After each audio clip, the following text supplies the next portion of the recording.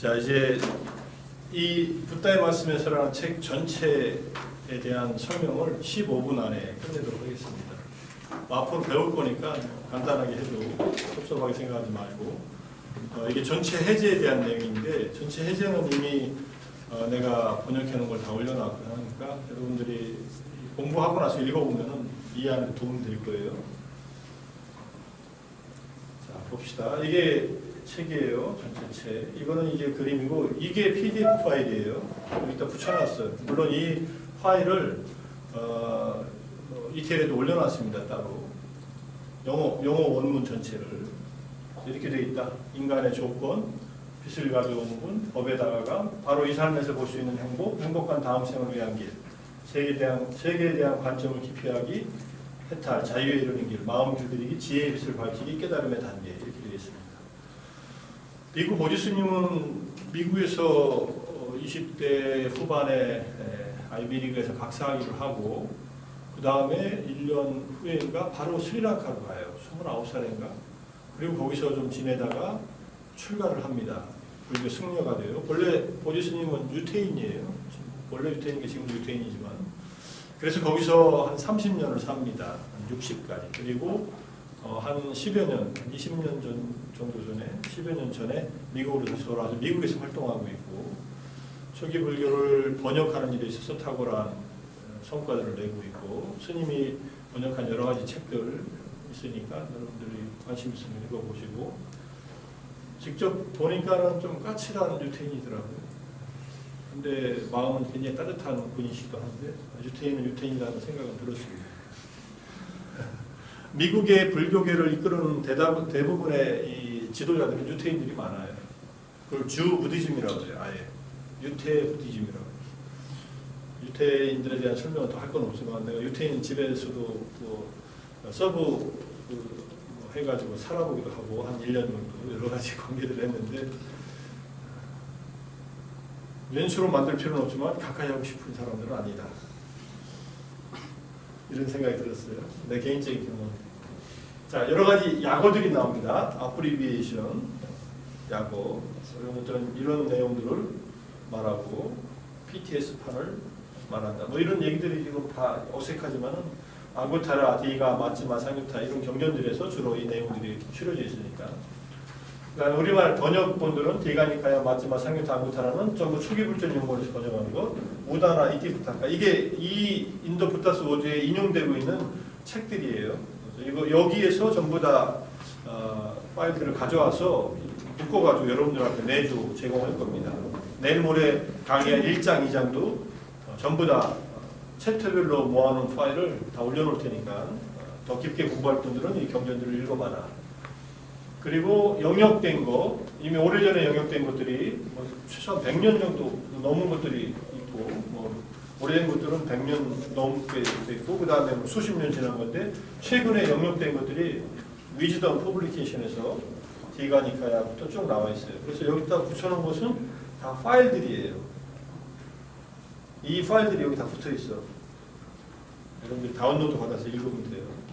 요거는 좀 해상도가 오래돼서 뭐 안 좋고, 그다음에 미들랭스, 그다음에 여기 상유타, 그다음에 아구타라니카야가 다 올라가 있으니까 여러분들이 지금 이제 PPT를 갖고 있다면은 이거 클릭하면 이 파일들이 다 뜰 겁니다.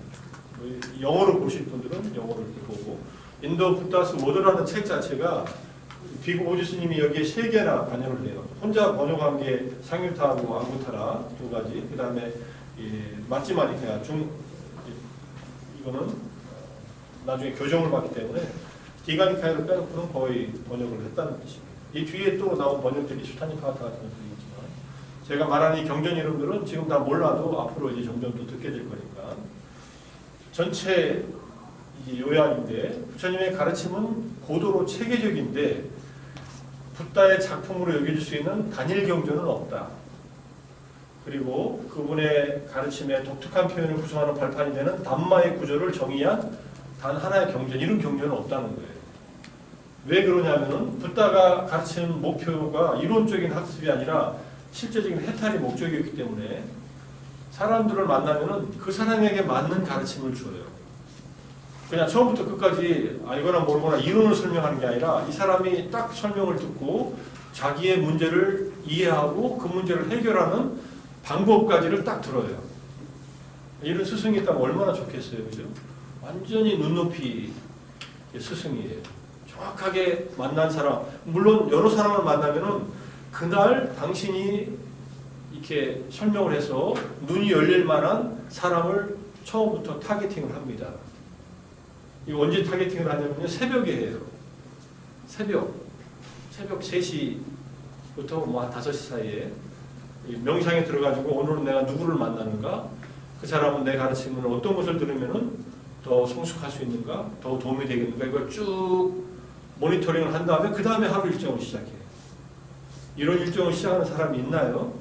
보통 뭐 대통령이든 뭐 대기업 CEO든 비서들이 있고 뭐 여러 가지 일들은 하지만은 자기가 누구를 만나서 그 사람에게 유익한 일을 해줄까 보다는 오늘은 어떤 일을 처리할까 이런 일 처리에 급급하지만 이분은 그 깨달음을 이룬 45년간의 그런 삶을 살아요.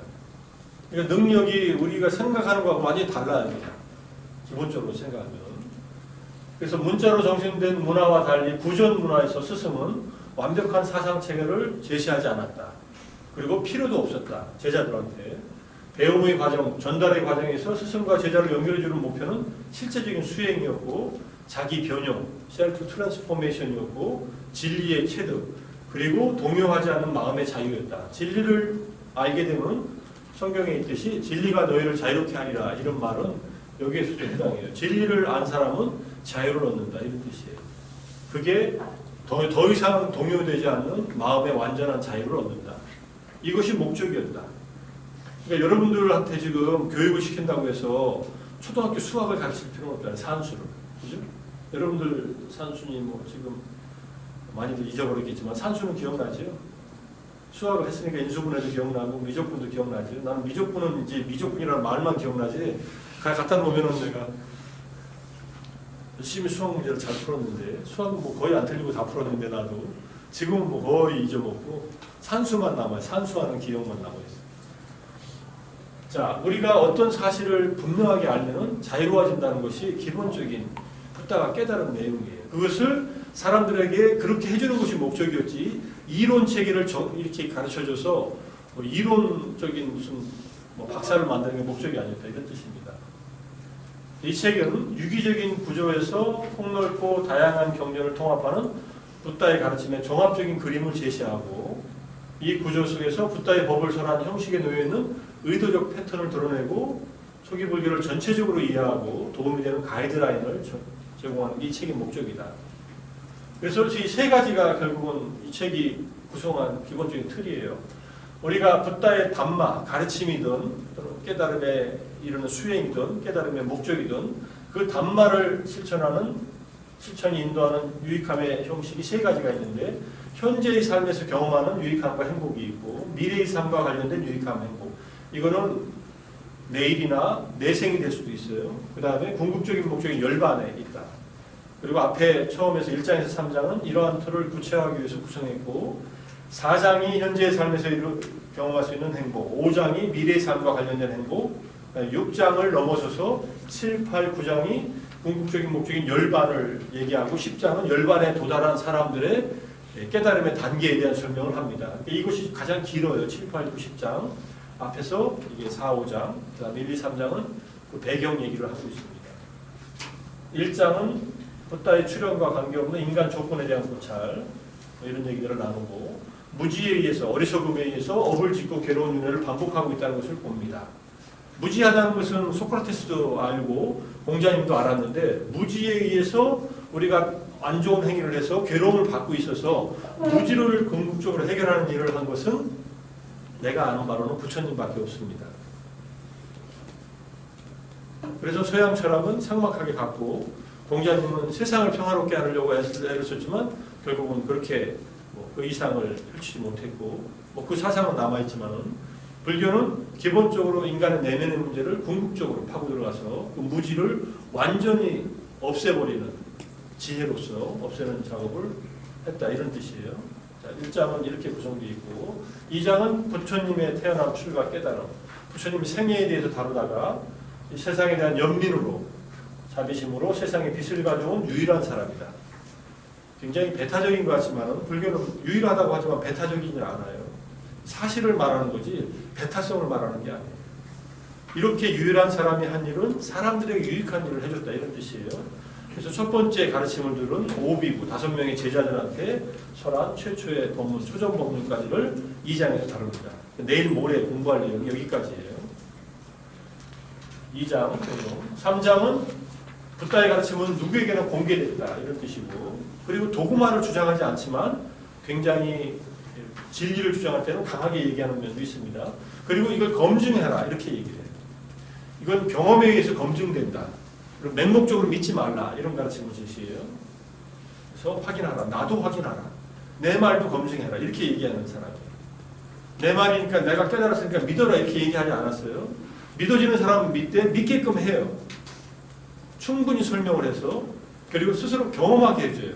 경험하면 확인되죠. 붓다의 가르침, 담마, 법을 단계적으로 검증해 볼 것을 권한다. 3장 경전들이 있고, 4장은 3가지 유익함 중에 첫 번째, 현생에서 경험할 수 있는 유익함과 행복. 일상생활의 관계 속에서 행복을 추구해야 되고, 제가자의, 우리의 일반적인 사람들의 삶에서 적용하고, 부모 자식 간에, 부부 간에, 바른 직업, 통치자의 의무, 공동체의 조화 이런 내용들로 다루져 있어요. 굉장히 중요하고 의미 있는 내용이고, 많은 다른 가르침들과 연결되는 내용들이 많이 나옵니다. 5장은 미래 삶의 유익함과 행복을 위해서는 공덕이나 좋은 행위를 쌓아라. 이게 중선봉행, 제약막자 중선봉행의 가르침이고, 보시에 남에게 베풀고 계를 지키고 천상에 이르는 수행을 통해서 범천이라고 하는 행복한 천상에 태어날 수 있다는 것을 가르칩니다. 우리는 신이 될 수 있는 존재이기도 하고, 본래 신이었던 존재이기도 하고, 지옥에도 갔다 온 존재이기도 하고, 인간의 내면에는 다양한 스펙트럼이 동시에 존재하고, 그 순간순간에 자기 마음씀에 따라서 이 스펙트럼들이 전개된다는 거예요. 우리의 운명은 정해져 있지 않지만 패턴을 가지고 흘러가고 있고, 그 패턴을 업이라고 하는 패턴을 말하고, 업은 바꿀 수도 있다 이렇게 얘기를 하는 겁니다. 자, 6장은 이제 다시 한번 조건 지어진 윤회하는 삶의 위험을 얘기하고 그 삶에서 벗어날 것을 얘기를 합니다. 7장부터 10장은 궁극적인 목적, 열반을 얻기 위한 가르침으로 제시되고, 7장은 8정도에 대한 얘기가 나오고, 9장은 선정수행, 삼매수행에 대한 얘기가 주로 나오고, 사마타와 이파사나를 구분합니다. 8장은 마음을 제어하는 것이 핵심적인 내용으로 나옵니다. 9장은 자유의 직접적인 조건이 되는 지혜에 대해서 나와요. 지혜를 추구하는 게 철학이라고 할 때 불교는 분명히 이 지혜를 추구하는데 실천적으로 추구한다. 아까 우리가 잠시 명상했지만은 내 몸의 현재 경험을 직접 관찰하는 것을 통해서,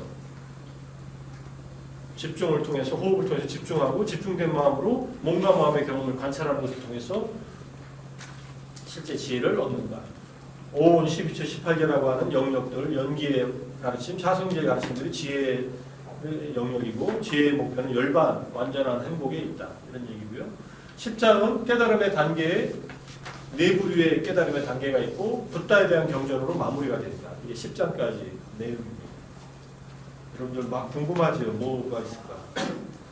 또는 저걸 언제 다 배워?